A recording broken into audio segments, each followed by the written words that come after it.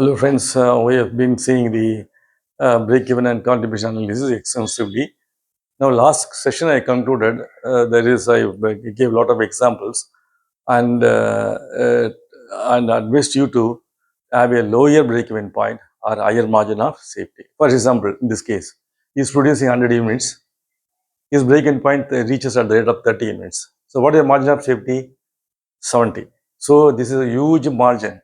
So anybody will be happy. Even if there is problem here, even break-even is will goes up, then margin of safety is sufficient to cover the entire expenditures and the profit. Okay. So my bankers always will look at a minimum of 20% margin of safety. Minimum 20% margin of safety. So anything below 20, they will not touch the proposal because it is involves risk. Why I am saying is because it indicates the margin of safety indicates your operating strength of the unit. After margin of safety, it indicates your its shock absorbing capacity. Margin of safety is shock absorbing capacity to judge valuable guide to judge the operating strength. Very important. So people will look at immediately margin of safety, or they will look at the level of break-in point. At what level you are breaking in. So it's very important. So then the topic says that how to improve margin of safety or how to achieve break-even point at lower level. All one and the same. Okay, all one and the same. So bankers will always will not touch a proposal which carries a 20% of margin of safety. So naturally they will try to discard those proposals. So you have to achieve the protection at least 20% and above. They will take up very easily.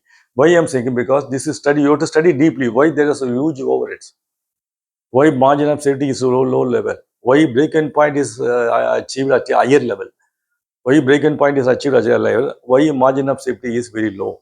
Because it may be due to huge overheads, maybe due to huge overheads, and not to absorb the huge overhead, you have to increase the volume of sales so that you will absorb the entire overheads, huge overheads. But it is not possible in real life to increase suddenly your sales. It is very difficult. So naturally, you will have to analyze why there is huge overheads in the company. So you have to analyze why against the volume of sales, why there is so much of huge overheads. So very important. Against given the volume of sales, why there's huge overheads, where you are making a mistake, where you are incurring more expenditure, why the machine is not giving the expected production, why why they frequent repairs and breakdowns, why materials not handled properly. So many things you have to do it. So these are some of the suggestive steps to increase your margin of safety or to reduce the break-even point. All one and the same. First I'm saying is increase in sales price. Increase in sales price. You can't just let it increase in sales price. Very difficult. See, increase in sales price, you cannot just let it increase because you have to see the market also. You have to see how your competitors are charging. So accordingly only, unless otherwise exceptionally huge quality, very good quality, and there's no competition, you are only monopoly, you are the only person in the market, and then you can increase the sales. But when you have a competitors, just like you can increase the sales, but there is one option. The second option is increase the volume of sales of existing products. So either profit can be increased two ways. Either increase the sales price or increase the volume. Either two things you have to do. Both you can do, but it is not possible. For the first thing is increase sales price is very difficult. So instead, you can increase the volume of sales by penetrating into unreached areas, marketing, extra discounts, and extra features, extra quality, and all additional features which carries in with your product. They'll come and buy it. Additional features. So I bought down a sofa, and that sofa, what there, you can use it as a cot. Not only sofa, come bed. So two in one. So people go in for it. In case of somebody guest come there, they'll immediately open the sofa and you'll make it a cot, and you can sleep over it. So additional features. So in this case, you have to increase the volume of sales of existing products. Very important.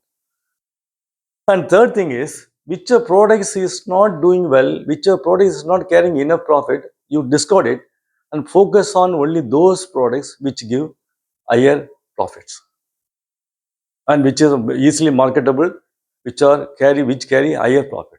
So, for example, this Myntra, Flipkart, they will introduce some shirts, branded shirts, and if the volume is not going and there is not enough profit, they will discard it, they will concentrate on those products which get higher volume of sales and higher profit. So you are running a sweet shop. You are running a 4 to 5 sweets, variety of sweets, and one particular sweet is doing well, other particular sweet is not doing well. You discard that product. You discard that product. Focus on those products which are easily marketable, which carry huge profit. You focus on it. So naturally, your break-even point will go down. Your margin of safety will go up. You understand this? It's very important. So this is the you are substituting the existing product lines with more marketable and profitable products. Whichever is profitable, you produce it. Whichever is not doing it, just discard it. Just discard it. So that your profit will go up. You can't afford to waste your resources. You can't afford to waste your marketing people. You can't afford to waste your machinery, hours, etc. So on. Because it's very difficult. So fourth thing is reduction of fixed costs. Reduction of fixed costs means you have to, in such a way that you have to converting fixed costs into variable cost. Then at least the break-even point will be reached at a lower level. So for example, sales commission. For example, I'm telling you, fixed cost by efficient use of fixed assets, you can reduce the fixed cost. In the due course, for example, you are going on a rented building.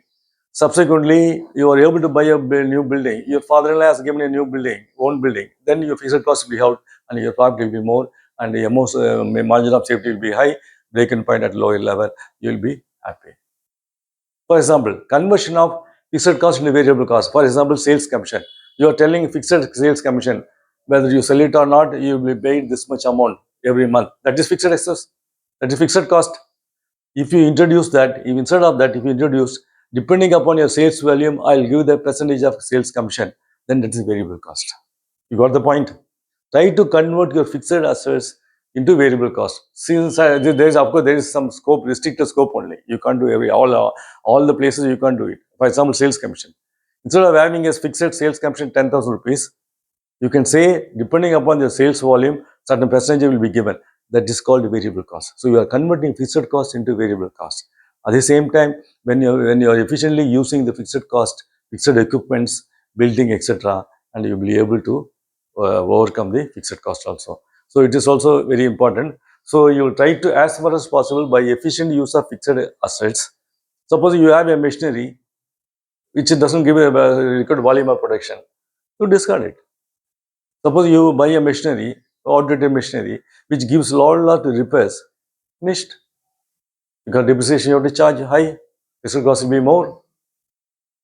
Okay, so now try to understand by efficient use of fixed assets and by adopting up-to-date technology and by adopting efficient machinery and also by converting part of the fixed assets into fixed expenses into variable cost, variable expenses, you can improve your margin of safety or break when you achieve the break-even point at a lower level. Okay. Then reduction in variable cost by efficient. I already told you in inventory management, reduction in cash management also I told you. By reduction in variable cost, VC means variable cost, by efficient use of plant, machinery, raw materials and stores.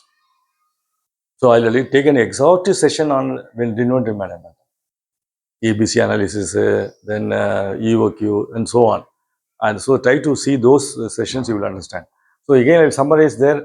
Again, increase in sales price is one way of increasing the margin of safety or reducing the break-even point, and increase the volume of sales of existing products. Okay, existing products, the volume where you get the more sales is increasing, profit also will naturally increase, turnover and price. Okay, then third is reduction of substituting the existing products with more marketable and more profitable products. Okay, then fourth is reduction of fixed assets. I already told you, efficient use of fixed equipments, then converting a part of fixed assets into variable cost wherever is possible, then you will be able to increase margin of safety and you will be able to achieve break-even point at a lower level. And again, reduction in variable cost by efficient use of machinery, material and men. Please understand this. And you will be able to achieve a break-even point at lower level, or you will improve your margin of safety so that you will be a winning horse in the market. So, hope you have understood this very easy session only. We'll meet in some other sessions. And next time, till you meet next time, God bless you. Thank you. Take care of yourself. Thank you.